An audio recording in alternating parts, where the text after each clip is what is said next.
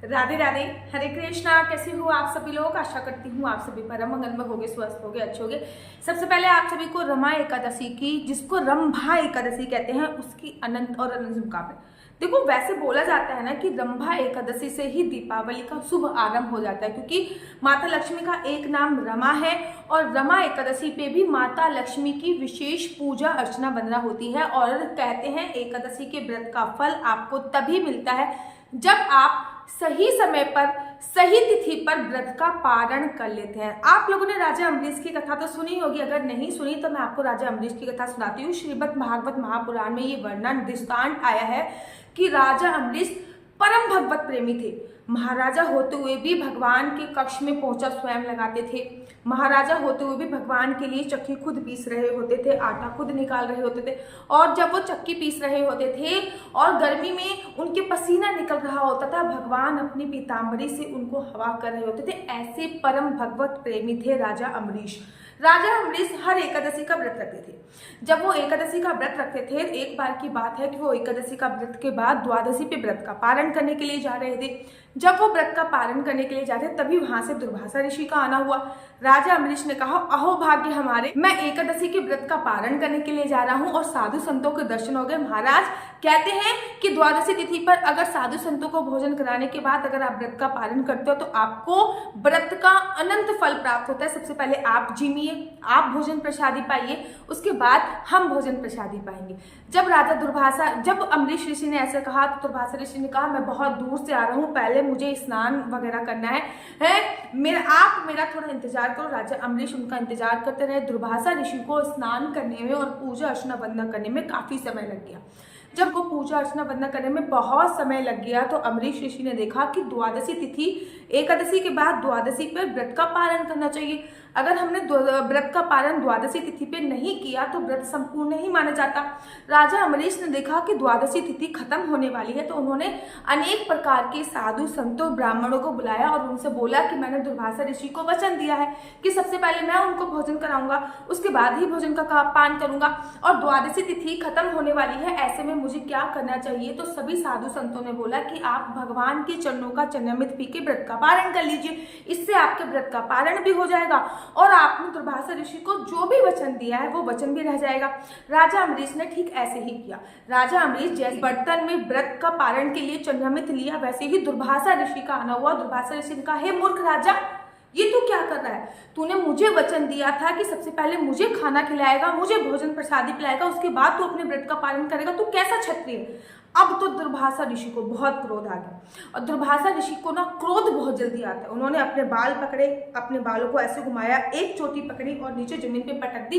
एक कृत्या प्रकट हो गई। जब कृत्या राक्षसी प्रकट हो गई, वो दुर्वासा ऋषि के कहने पर प्रकट हुई, उनके बालों से प्रकट हुई, राजा अम्बरीश को खाने के लिए झपटी। और जैसे ही राजा अम्बरीश को खाने के लिए वो कृत्या झपटी, भगवान का सुदर्शन चक्र प्रकट हो गया। जैसे ही भगवान का सुदर्शन चक्र प्रकट हो गया, उन्होंने उस कृत्या के टुकड़े टुकड़े कर दिए, उस कृत्या को मार दिया। अब तो वो सुदर्शन चक्र दुर्वासा ऋषि के पीछे भागने लगा। दुर्वासा ऋषि आगे आगे, सुदर्शन चक्र पीछे पीछे।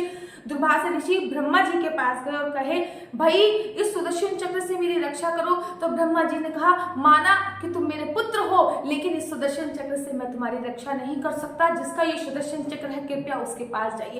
फिर भी ब्रह्मा विष्णु जी के पास नहीं गए दुर्वासा ऋषि, सीधे चले गए भगवान शिव के पास और बोले कि आप मृत्यु लोक के देवता बोले जाते हो, इस सुदर्शन चक्र से मेरी रक्षा कीजिए।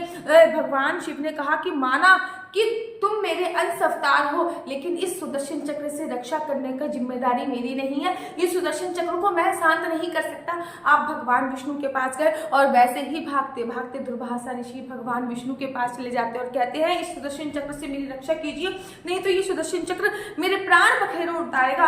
भगवान ने उनको प्रणाम किया और सीधा एक ही उत्तर दिया, अहम भक्त पराधीन, अर्थात मैं तो भक्तों के अधीन हूँ। ये सुदर्शन चक्र बेशक मेरा है, लेकिन इस पे पूरा अधिकार मेरे भक्त का है। जब मेरा भक्त चाहेगा तब ये सुदर्शन चक्र शांत हो जाएगा। दुर्वासा ऋषि भागते भागते राजा अम्बरीश के पास गए हैं, उनके चरणों में गिर गए, कह रहे मैं साधु संत होते हुए, भगवान का अवतार होते हुए, भगवान का अंशता होते हुए भी फेल हूँ, लेकिन आपकी भक्ति को मैं नमन करता हूँ। ऐसे थे राजा अम्बरीश जी। राजा अम्बरीश हमेशा द्वादशी तिथि पर ही व्रत का पालन करते थे, क्योंकि व्रत का पालन एकदम तिथि पर किया जाए तो व्रत का संपूर्ण फल प्राप्त होता है। देखो हमारे शास्त्रों में भी एकादशी के व्रत की महिमा कही गई है। अब द्वादशी तिथि पे आपको व्रत का पालन कम करना है। रंभा एकादशी का व्रत अगर आपने, जिसको रमा एकादशी भी कहते हैं, 27 को किया है तो 28 को 2:30 बजे के आसपास व्रत का पालन करें। लेकिन बड़े सारे लोगों ने 28 तारीख को व्रत किया है, और जिन्होंने भी 28 तारीख को व्रत किया है, पंचांग से नोट करके रखा है, तो 28 तारीख को जिन्होंने भी व्रत किया है तो वो 29 तारीख को व्रत का पालन करेंगे। सुबह सुबह 6:30 बजे से लेकर 8:44, मोटा मोटा 6:30 बजे से लेकर 8:30 बजे तक के बीच में आप व्रत का पालन कर लीजिए। 2 घंटे का समय मिल रहा है, 2 घंटे में इजीली खाना बना सकते हैं। और वैसे भी उस दिन धनतेरस है, उस दिन धनतेरस पर इजीली खाना बना के किसी ब्राह्मण को घर पे बुलाइए। ब्राह्मण को घर पे बुलाने के बाद उनको जिमिए, उनको खिलाइए। 10:30 बजे द्वादशी तिथि खत्म होकर, क्योंकि 10:30 बजे द्वादशी तिथि खत्म होकर त्रयोदशी तिथि प्रारंभ हो जाएगी, और त्रयोदशी पर धनतेरस की पूजा होगी, इसीलिए 8:30 बजे तक आप व्रत का पालन कर लीजिए। व्रत का पालन हमेशा विशेष होता है। व्रत के पालन में आपको क्या करना चाहिए? सबसे पहले व्रत के पालन में आपको मंदिर में बैठना चाहिए, सुबह सुबह स्नान करना चाहिए, स्नान करने के बाद मंदिर में जाना चाहिए, आरती इत्यादि जैसे भी आपको करते हो, पूजा इत्यादि जैसे करते हो वैसे करना चाहिए। टाइप के आपको चने लेने होते हैं। ये चने बहुत इजीली मिल जाते हैं, और ये चने ना बहुत सॉफ्ट होते हैं। इन चनों में से एक चने में से 2 टुकड़े आपके हो जाते हैं। ये देखो, एक चने में से 2 टुकड़े मैंने कर लिए, एक चने में से मेरे 2 टुकड़े हो गए, आपको दिख रहा है। अब ऐसे ही आपको 7 चने लेने हैं और उनके 14 टुकड़े करने हैं।